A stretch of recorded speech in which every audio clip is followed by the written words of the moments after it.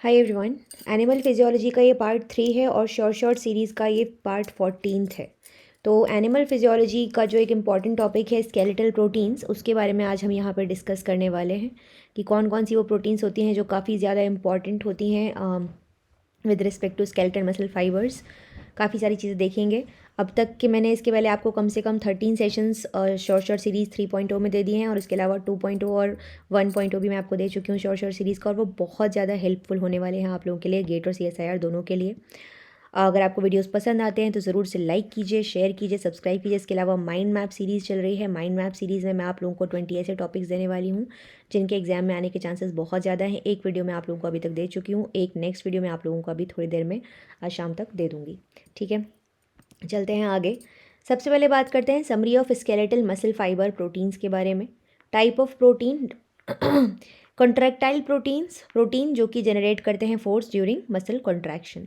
Myosin, एक contractile protein जो कि थिक फिलामेंट बनाती है, और मायोसिन मॉलिक्यूल में एक टेल होता है और 2 मायोसिन हेड होते हैं जो कि बाइंड करते हैं मायोसिन बाइंडिंग साइड से on actin molecules of a thin filament during muscle contraction. फिर एक होती है एक्टिन, ये कॉन्ट्रैक्टाइल प्रोटीन है वापस से, जो कि मेन कंपोनेंट है थिन फिलामेंट का।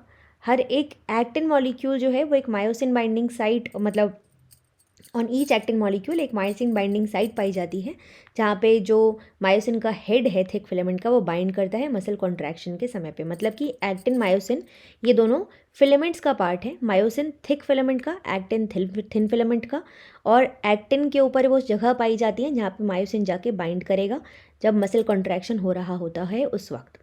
ये हो गई कॉन्ट्रैक्टाइल प्रोटीन्स। अब आते हैं रेगुलेटरी प्रोटीन्स पर। एक होती है ट्रोपोमायोसिन। रेगुलेटरी प्रोटीन मतलब बेसिकली रेगुलेटरी प्रोटीन कौन सी होंगी? वो जो कि मसल कॉन्ट्रैक्शन के प्रोसेस को ऑन और ऑफ करने में, स्विच ऑन स्विच ऑफ करने में मदद करेंगी। ट्रोपोमायोसिन क्या करती है? ये एक रेगुलेटरी प्रोटीन है जो कि थिन फिलामेंट का कंपोनेंट है। थिन फिलामेंट मतलब कि एक्टिन, ठीक है, जिसका पार्ट है।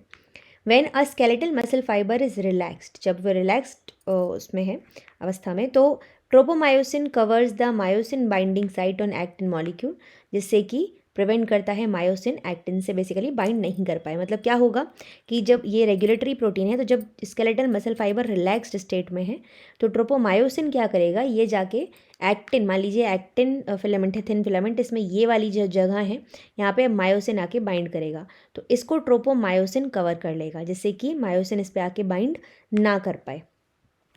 ट्रोपोनिन क्या करता है? ये भी रेगुलेटरी प्रोटीन है, ये भी थिन फिलामेंट का पार्ट है। जब कैल्शियम आयन ट्रोपोनिन से बाइंड करते हैं, जब कैल्शियम आयन ट्रोपोनिन से बाइंड करते हैं तो इसमें एक कॉन्फर्मेशन चेंज आता है। ठीक है, कन्फर्मेशन चेंज आने से जो ट्रोपोमायोसिन है वो मायोसिन बाइंडिंग साइट से दूर चला जाता है और मसल कॉन्ट्रैक्शन वापस से रुक जाता है।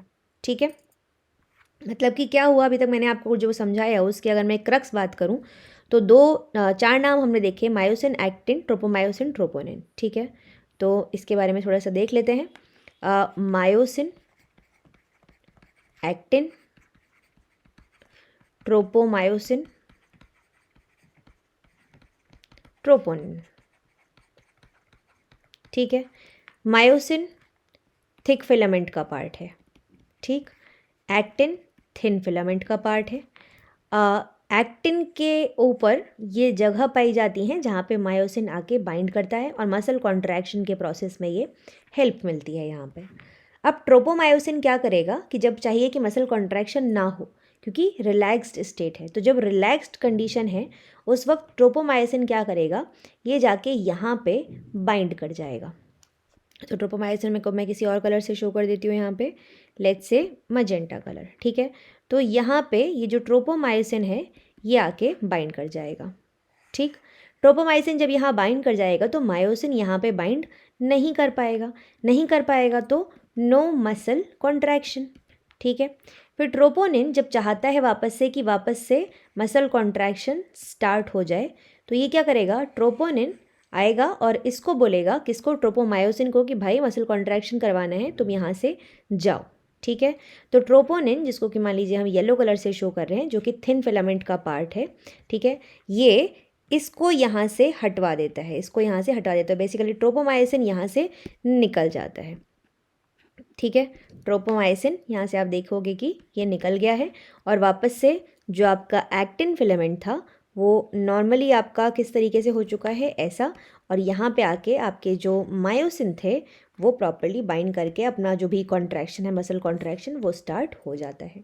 तो ये हुआ पूरा प्रोसेस इस सब से रिलेटेड। आगे चलते हैं, स्ट्रक्चरल प्रोटीन्स के बारे में अब हम बात करते हैं।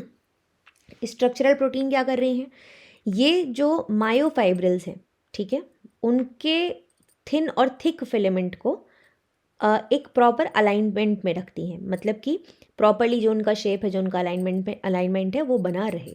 Give the myofibril elasticity and extensibility and link the myofibrils to sarcolemma and extra cellular matrix. ये क्या कर रहे हैं, ये जो मायोफाइब्रिल्स हैं उनको सार्कोलेमा से जोड़ रहे हैं और एक्स्ट्रा सेलुलर मैट्रिक्स से भी जोड़ रहे हैं। सबसे पहले नाम आता है टाइटिन। टाइटिन क्या है, एक स्ट्रक्चरल प्रोटीन है जो कि जी डिस्क को एम लाइन से कनेक्ट करती है, ठीक है। इस तरीके से ये जो थिक फिलामेंट है इसकी पोजीशन को स्टेबलाइज करती है। अब क्योंकि ये स्ट्रेच कर सकती है और फिर वापस से स्प्रिंग बैक कर सकती है unharmed, title accounts for much of the elasticity and extensibility. तो अगर आपसे कोई पूछेगा कि टाइटिन कहाँ की प्रोटीन है, ये स्केलेटल मसल फाइबर की प्रोटीन है। किस तरीके की प्रोटीन है, स्ट्रक्चरल प्रोटीन है। क्या काम है इसका, इलास्टिसिटी और एक्सटेंसिबिलिटी देना मायोफाइब्रिल्स को, ये इसका काम है। फिर आता है एल्फा एक्टिनिन। ये क्या है, ये भी एक स्ट्रक्चरल प्रोटीन है जी डिस्क की, जो कि एक्टिन मॉलिक्यूल को टाइटिन मॉलिक्यूल से जोड़ती है। तो एक्टिन को टाइटिन से जोड़ने का काम कर रही है कौन, एल्फा एक्टिनिन, ठीक है। फिर आते हैं मायोमेसिन। मायोमेसिन क्या है, स्ट्रक्चरल प्रोटीन है। ये एम लाइन बनाती है सार्कोमेयर की। ये बाइंड करती है टाइटिन से और कनेक्ट करती है adjacent thick filament to one another. तो ये बाइंड कर रही है टाइटिन से और जितने भी थिक फिलामेंट्स हैं आपस के, उनको एक दूसरे से जोड़ने में मदद कर रही है। फिर आती है नेब्यूलिन। ये बहुत इंपॉर्टेंट है सारी ही प्रोटीन्स, क्योंकि बहुत फ्रीक्वेंटली CSIR आपसे प्रोटीन्स और उनके कामों के बारे में पूछता है, ऐसे ऐसे नाम उसको बड़े पसंद है। नेब्यूलिन स्ट्रक्चरल प्रोटीन है जो कि entire length of each thin filament के अराउंड वो रैप करती है। It helps anchor the thin filament of the G disc and regulate the length of the thin filament during development. मतलब कि क्या हुआ कि स्ट्रक्चरल प्रोटीन है, ये पूरा थिन फिलामेंट के आसपास ये रैप कर लेती है और ये मदद करती है एंकर, मतलब जो थिन फिलामेंट है जी डिस्क के, उनको जोड़ने में मदद करती है। और इसके अलावा जो थिन फिलामेंट का लेंथ है उसको भी रेगुलेट करती है। फिर आता है एक प्रोटीन डिस्ट्रोफिन। ये भी स्ट्रक्चरल प्रोटीन है और ये थिन फिलामेंट को जोड़ रहा है सार्कोमेयर से to integral membrane protein in the sarcolemma, ठीक है। जो थिन फिलामेंट है सार्कोमेयर के, उसको जोड़ रहा है integral membrane proteins of the sarcolemma से, which are attached in turn to protein in the connective tissue matrix that surround muscle fibres. ये माना जाता है कि डिस्ट्रोफिन बेसिकली हेल्प करता है in reinforcing sarcolemma and that it helps transmit tension generated by sarcomeres to tendon. तो जो भी सार्कोमियर में टेंशन जनरेट हो रही है उसको ये ट्रांसमिट कर रहा है कहाँ पे, टेंडन्स पे। कौन कर रहा है, डिस्ट्रोफिन, ठीक है। तो इस तरीके से हमने देखा कि टाइटिन का मेन काम क्या हुआ, इलास्टिसिटी एक्सटेंसिबिलिटी।